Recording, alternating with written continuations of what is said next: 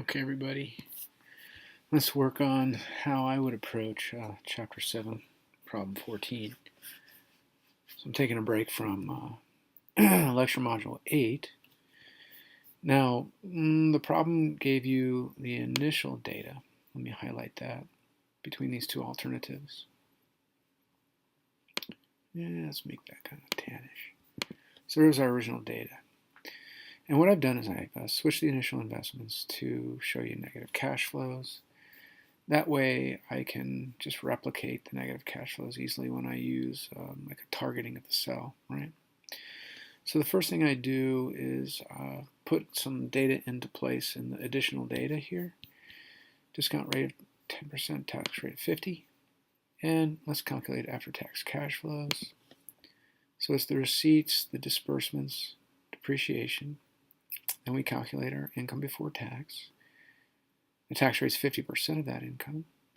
So then we can generate a tax, right? Then you have income after the tax, add back in depreciation, and you have an after-tax cash flow. So the $23,000 that's sitting here in the spreadsheet is what is indicated for the Project 1 cash flows lasting 4 years. The $34,000 sitting in the second alternative, right, is a 6-year-long set of cash flows valued at $34,000. So the net present value, what I'm doing now is showing you the NPV equation. See, so the present value, I attach a negative sign to it since it'll be produced as a negative value in the spreadsheet. So G8, right, is the rate up here, 10%. Okay.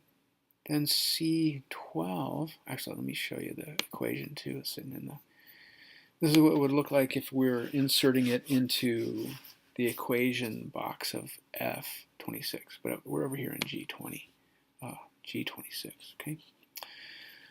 So G6 right there, right, is 10%. C10, if we come over to C10, see that's the 4 years, that's 4 time periods for C10.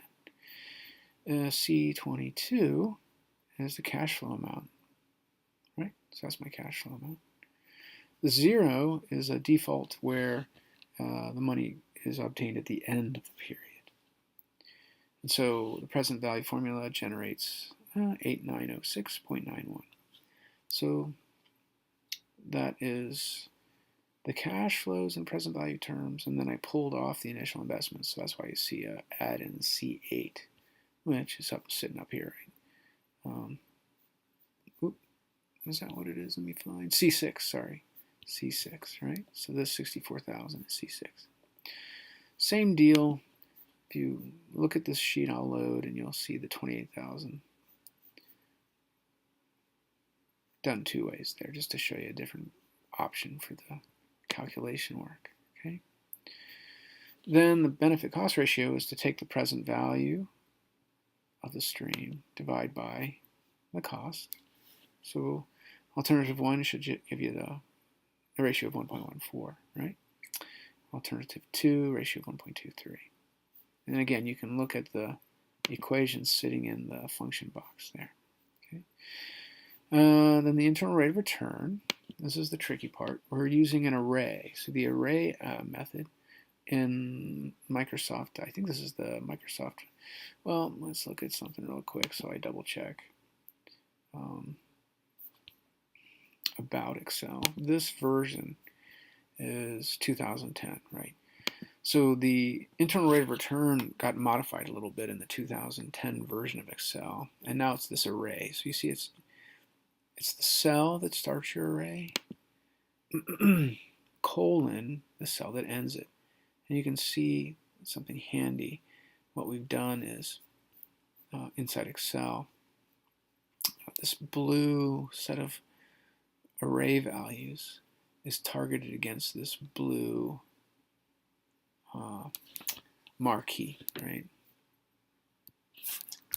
And of course, you get an internal rate of return of 16.3%. And here the array is again targeting, here in this case, the cash flows through those 6 years. And again, the point one, so that second part of the IRRs, you got values and a guess. You don't have to insert a guess. I'm not necessarily to do it. And that's why you see the little brackets here. It's an option. I figured it was kind of close to about 10% rate of return, so I started it there, and it works through its iterations. D says, what if you're not under capital rationing, right? Choose 2, right? Choose alternative 2. It has a higher internal rate of return. It has a higher NPV, right? So you're going to see an increase in wealth. With no capital rationing, if you could produce these projects in an indefinite manner, you could switch. Here I've listed out the annuity method, which is this payment function. And the setup of the payment function is to target cell, right, G6. Let's go up here to payment. And what you'll see is it's the rate of discount, the number of periods for the project, and the present value. Okay. Now, if you don't insert the present value, you have to insert the future value. But the future value here in the bracket is an option. And again, the type is a default. Okay. So G6 is the rate, number of periods is C10, present value C is G26. Come up here to G26. Here's the present value. So we're taking this present value of 8,906 and saying if it were something that was indefinitely earned across not just the 4 time periods, but continuously beyond that as well, that you would actually see down here an equivalent annuity of 2809.87 through perpetuity, right? And you see for project 2 the same deal. Now this column here, C46, C47, that is the payment function. What I've done is I've taken what is sitting in the column E at 46, and I've shifted it over, and then see this little apostrophe here. What that does is it reveals the function. Now when I did that leftward shift, right, all of the indicators are altered, right? So the particular target cells are inaccurate right here. You've got to place the mouse over the actual cell where I bolded the result so you can see the actual function and where it's targeting inside the spreadsheet, okay?